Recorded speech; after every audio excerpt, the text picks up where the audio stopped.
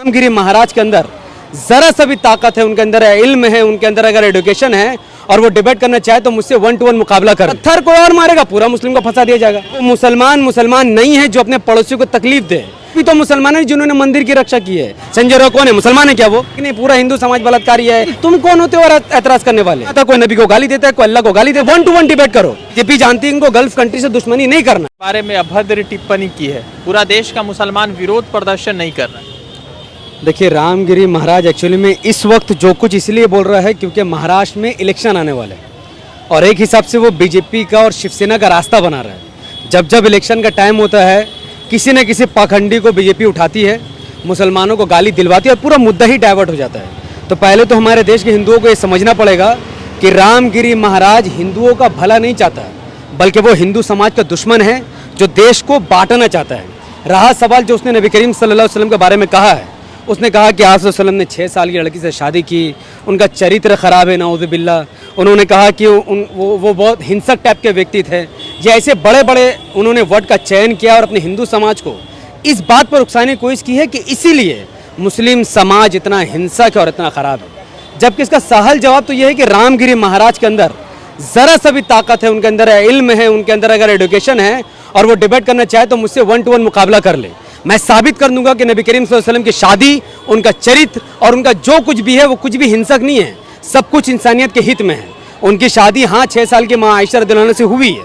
हम मुसलमान माँ कहते हैं, नबी की जो बीवी होती है उसे माँ कहा जाता है। उन्होंने 6 साल की आयशा रज़ियल्लाहु अन्हा से शादी की, लेकिन उनकी विदाई 9 साल में हुई है। लड़की खुश है शादी के बाद भी, 10 साल बाद भी। यहाँ तक कि वो लड़की जिसका आप ऑब्जेक्शन कर रहे हैं कि उनकी शादी 6 साल में हो गई, भाई वो लड़की मरते दम तक कहती रही कि नबी करीम सल्लल्लाहु अलैहि वसल्लम दुनिया के बेहतरीन इंसान थे और वो खुशनसीब थे कि उनके ऐसे व्यक्ति से शादी हुई है। तो अगर लड़की शादी करके खुश है, लड़की के माँ बाप खुश है, पूरा संसार खुश है और नबी करीम सल्लल्लाहु अलैहि वसल्लम को भी कोई एतराज नहीं, तो तुम कौन होते हो और एतराज करने वाले? दो शख्स, अगर एक लड़की और एक मर्द अगर मोहब्बत करना चाहे वो जिस कास्ट रिलेशन जो भी हो, अगर उनको एतराज नहीं, उनके माँ बाप को एतराज नहीं, तो आप कौन होते हो ऑब्जेक्शन करने वाले? तो ये ऑब्जेक्शन ही उनका गलत है। जहाँ तक चरित्र की बात है और हिंसक होने की बात है तो याद रखें कि इस्लाम दुनिया का वाहिद ऐसा मजहब है और नबी करीम सल्लल्लाहु अलैहि वसल्लम दुनिया के एक वाहिद ऐसे पैगंबर है, जैसे आप अवतार कहते हैं, वो ऐसे उनका ये कहना है, ये ऑर्डर, ये आदेश है कि वो मुसलमान नहीं है जो अपने पड़ोसियों को तकलीफ दे। वो मुसलमान नहीं है जो किसी का हक मार ले। वो मुसलमान नहीं है जो किसी को परेशान करे। तो वो हिंसक कैसे हो सकते हैं? और जहाँ तक पत्थर मारने के बाद, असल में रामगिरी महाराज ने बांग्लादेश में हो रही हिंसा को भारत से जोड़ दिया। उसने कहा कि बांग्लादेश में मुसलमान इसीलिए हिंदू को मार रहे क्योंकि इनके नबी हिंसक है। भाई बांग्लादेश में यकीनन हिंदू को मारा गया, इसमें कोई शक नहीं है, लेकिन ऐसे भी तो मुसलमान हैं जिन्होंने मंदिर की रक्षा की है, हिंदू के घरों की रक्षा की है। हर समाज में अच्छे बुरे लोग होते हैं, तो बुरे लोगों को देखकर आपको पूरे समाज को गाली देने का अधिकार नहीं है। आपको अच्छे लोगों को भी देखना होगा। क्या भारत में कोई ऐसा पंडित है जो कहता हो कि हाँ भारत के मुसलमानों ने वहाँ के मंदिरों की रक्षा की है? लेकिन जब एक बुराई आप देखते हो तो आप टूट पड़ते हो। जैसा कि मैं आपको बताऊँ, आरजीकर रेप केस में मेन आरोपी कौन है मेरा मेन आरोपी बताइए? संजय राउत कौन है? मुसलमान है क्या वो? क्रिश्चियन है क्या वो? कौन है वो? एक पर्टिकुलर धर्म से मैं नाम भी नहीं ले रहा। तो क्या भारत का मुसलमान कहेगा कि संजय राउत जैसा पूरा कम्युनिटी के लोग बलात्कारी नहीं है? निर्भया का बलात्कार हुआ, कितने आरोपी थे? 5-6 थे। कितने थे? सबके सब कौन से समाज के थे? सब के सब हिंदू समाज के। लेकिन आज भी भारत का कोई ऐसा मुसलमान नहीं जो कहेगा कि नहीं पूरा हिंदू समाज बलात्कारी है, पूरा हिंदू। भाई क्यों बोलेंगे हम लोग जानते हैं कि भारत में अलग अलग धर्म के लोग रहते हैं और हर धर्म के अंदर, हर इंसान के अंदर, हर समाज के अंदर अच्छे बुरे दोनों लोग हैं। कोई धर्म को मानता है, कोई नहीं मानता है। तो आप देख रहे हो जो आपके धर्म के जो पंडित है वो स्पेसिफिक 1-2 दंगाई को पकड़ के कहते हैं कि पूरा मुसलमान पत्थर फेंकता है। अभी मध्य प्रदेश में जो पत्थर फेंकने का आरोप में प्रॉपर्टी को तोड़ दिया गया। भाई अच्छा, किसने पत्थर मारा? कोई सबूत देखा आपने? कोई वीडियो आपको मिला? आजाद भारत में 70 साल से लेकर आज तक जब भी मुसलमान को आंदोलन खड़ा करेंगे, जब मुसलमान कोई कंप्लेन करने जाएंगे, जब मुसलमान कहीं रास्ते में निकलेंगे, पत्थर को और मारेगा, पूरा मुस्लिम को फंसा दिया जाएगा। अरे भैया, पत्थर जिसने मारा हो, हिंदू हो या मुसलमान, उसको पकड़ो, सबूत दिखाओ और उसको सजा दो। लेकिन पत्थर किसने मारा पता नहीं, आपने 150 मुसलमान पर एफआईआर दर्ज कर दी, एक कांग्रेस के नेता के घरों पर बुलडोजर चला दिया। किसने आपको अधिकार दिया? और अगर पत्थर मारने से बुलडोजर चलता है तो फिर झारखंड में जब बीजेपी के कार्यकर्ता पत्थर चला रहे थे तो उनके घर में बुलडोजर क्यों नहीं चला? और जो कुलदीप सिंह सेंगर जिसने उत्तर प्रदेश में हाथरस में जो बलात्कार किया, उसके घर में बुलडोजर क्यों नहीं चला?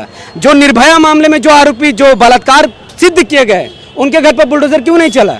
यहाँ तक के कठुआ रेप कांड में एक 6 साल के मुस्लिम बच्चे के साथ मंदिर के अंदर बलात्कार किया गया, आपने उसके अंदर उसके घर पर तो बुलडोजर नहीं चलाया। ये सब कुछ इसलिए क्योंकि मुसलमानों की कोई आवाज़ नहीं है।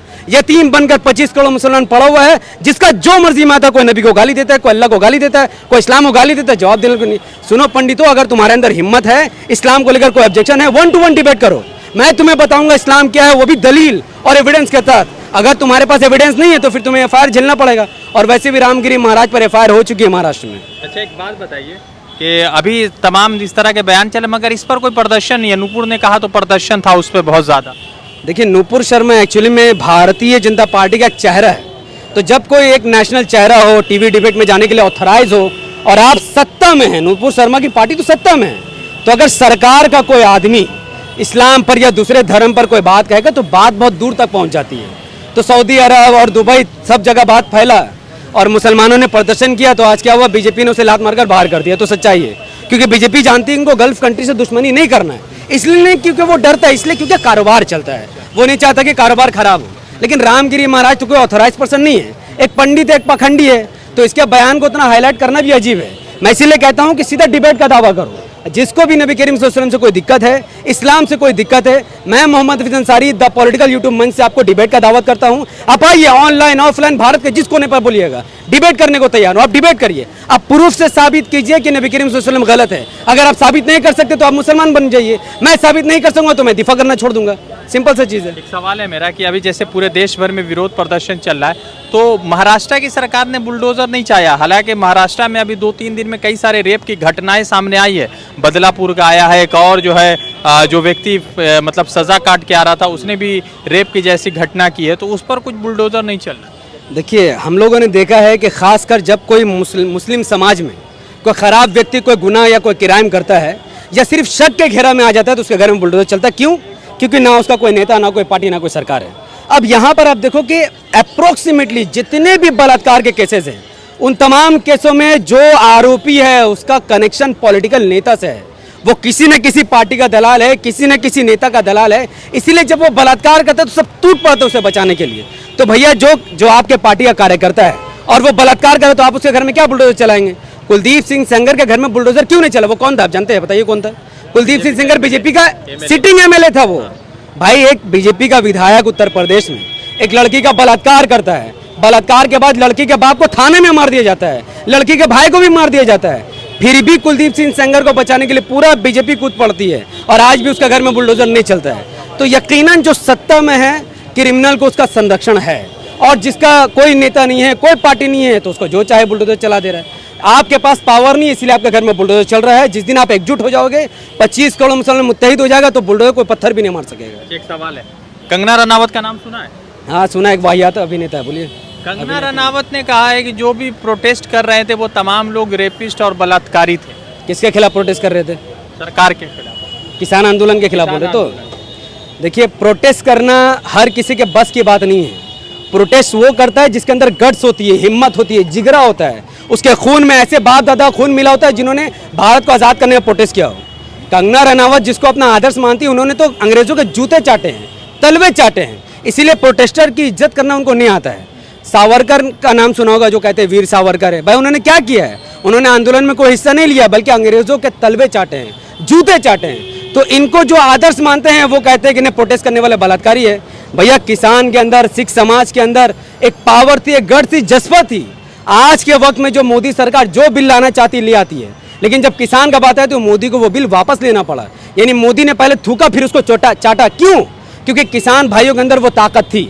अब उसको वो चीज़ नहीं अच्छा लग रहा, वो खुद बीजेपी के एमपी है, तो उसे तो समझना ही पड़ेगा ना जब आप कोई बयान देते हो। इसीलिए मैंने कहा कि वो कौन है, वो वाहियात अभिनेत्री है। बहुत सारे बॉलीवुड में कलाकार है, भारत में बहुत सारे सांसद और एमएलए है, लेकिन किसी का चरित्र ऐसा होता है कि आप उसके बारे में इज्जत से बात नहीं करते हैं। अगर वो किसान की इज्जत करेगी तब हम लोग उसका इज्जत करेंगे, अगर वो नहीं करेगी तो हम लोग भी नहीं करेंगे। कह रहे कि अगर सरकार नहीं होती, अगर मोदी सरकार नहीं होती, तो हिंदुस्तान में जो किसान आंदोलन हुआ है वो तो ये हिंदुस्तान भी बांग्लादेश बन जाता अगर मोदी सरकार मजबूत नहीं होती। हाँ, तो मोदी सरकार तो 2014 में है, तो 2014 से पहले भारत बांग्लादेश बना नहीं बना? जब से मोदी सरकार, आपको तो बांग्लादेश का मुद्दा बोलकर भारत में मुद्दा को आप डाइवर्ट कर रहे हैं। रियल बात यह कि जब से मोदी जी देश के पीएम बने हैं, सिर्फ 2014 से लेकर 2024 तक, इस बीच में चाइना नाम का एक देश है, शायद आपको भूल गए, वो हमारा पड़ोसी देश है। वो लद्दाख में भी ज़मीन कब्जा कर रहा है, अरुणाचल प्रदेश में भी ज़मीन कब्जा कर रहा है, कश्मीर तक में उसकी नज़र है और वो काफ़ी हेक्टर ज़मीन कब्जा कर चुका है। सैटेलाइट की इमेजेस बता रही है कि हमारा जो LAC है, लाइन ऑफ एक्चुअल कंट्रोल, जो है जो चाइना के साथ जुड़ता है, और LOC जो पाकिस्तान के साथ जुड़ता है, तो जो चाइना के साथ जुड़ने वाला जो बॉर्डर है उसमें बाज़ाब्ता चाइना ने गाँव बसा लिया है। अब मोदी जी 2014 से बोलते हैं कि हमें चाइना को लाल आंख दिखाने की जरूरत है। अरे भैया, कम से कम पीला आंख तो देखा, लाल आंख तो तेरे अंदर है ही नहीं।